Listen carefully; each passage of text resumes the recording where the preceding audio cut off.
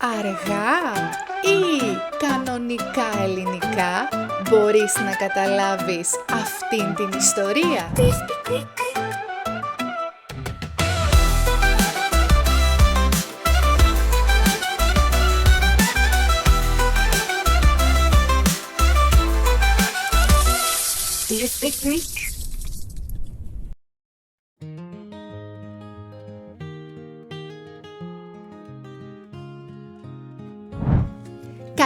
Καλημέρα από την βροχερή Θεσσαλονίκη.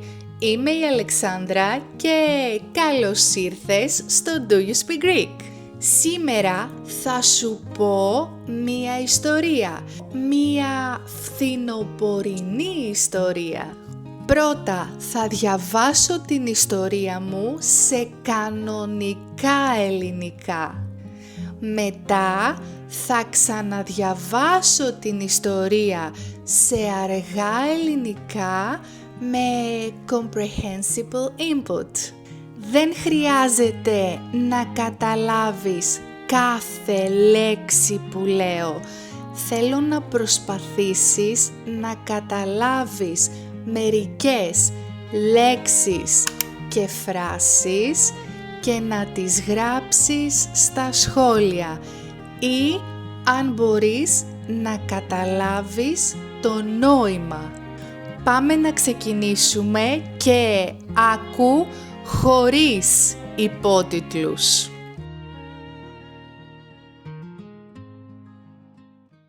Φθινόπωρο, ο ήλιος βασιλεύει. Πέρα στο γήπεδο του χωριού, μερικά παιδιά παίζουν ακόμα. Κάθομαι στην ακρογιαλιά με τη Λένα και αγναντεύω τον φάρο απέναντι στο ξερονήσι. Άλλες μέρες, τέτοια ώρα, ο παραλιακός δρόμος ήταν γεμάτος κόσμο. Ντόπιοι και τουρίστες πηγαινοέρχονταν και συζητούσαν χαρούμενοι. Γνωριμίες, φιλίες του καλοκαιριού, κίνηση και ζωή. Όμως τώρα το χωριό σχεδόν ερήμωσε. Ένας οι τουρίστες έφυγαν και οι πλανόδιοι μικροπολιτές που διαλαλούσαν την πραμάτια τους χάθηκαν κι αυτοί. Μόνο ένας μανάβης έρχεται κάπου. Σε λίγο ο ουρανός συννεφιάζει. Ένα ψυχρό αεράκι κάνει τις ψαρόβαρκες να κουνιούνται. Τα φλίαρα χελιδόνια μαζεύονται στα σύρματα του ηλεκτρικού. Δίπλα μου η Λένα τα κοιτάζει και σωπαίνει. Εγώ σκέφτομαι, φέρνω στο νου μου το καλοκαίρι που πέρασε, το σχολείο που άρχισε, τα χελιδόνια που φεύγουν, το φθινόπωρο που φτάνει. Σε μια στιγμή νιώθω στο πρόσωπό μου δύο σταγόνες. Να είναι από τη θάλασσα ή από τον ουρανό, αναρωτιέμαι. Σαν να μαντεύει τη σκέψη μου η Λένα μου λέει «Μαριά, ψυχαλίζει». «Τι λες, φεύγουμε, θα μας πιάσει βροχή». «Ναι», της λέω καθώς σηκώνομαι, «φαίνεται πως θα βρέξει, φθινοπόριασε».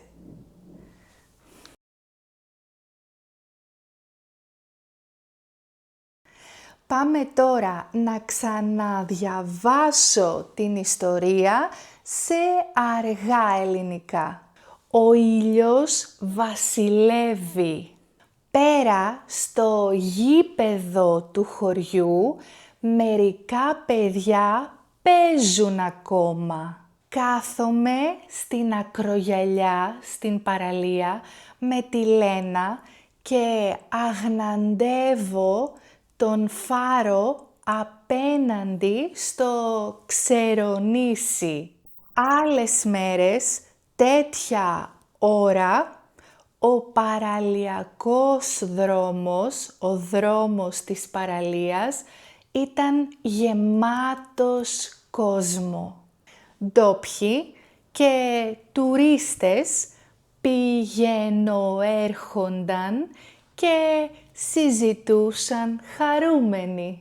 Γνωριμίες, φιλίες του καλοκαιριού, κίνηση και ζωή. Όμως τώρα το χωριό σχεδόν ερήμωσε, δεν έχει κόσμο. Ένας οι τουρίστες έφυγαν και οι πλανόδιοι μικροπολιτές που διαλαλούσαν την πραμάτια τους, χάθηκαν κι αυτοί. Μόνο ένας μανάβης έρχεται ακόμα κάπου. Σε λίγο ο ουρανός συννεφιάζει. Ένα ψυχρό αεράκι κάνει τις ψαρόβαρκες να κουνιούνται. Τα φλίαρα χελιδόνια μαζεύονται στα σύρματα του ηλεκτρικού. Δίπλα μου η Λένα κοιτάζει και σωπαίνει. Εγώ σκέφτομαι. Φέρνω στο νου μου, στο μυαλό μου, το καλοκαίρι που πέρασε, το σχολείο που άρχισε, τα χελιδόνια που φεύγουν, το φθινόπωρο που φτάνει. Σε μια στιγμή νιώθω στο πρόσωπό μου 2 σταγόνες. Να είναι από τη θάλασσα, να είναι από τον ουρανό, αναρωτιέμαι. Σαν να μαντεύει τη σκέψη μου η Λένα, μου λέει «Μαρία, ψυχαλίζει».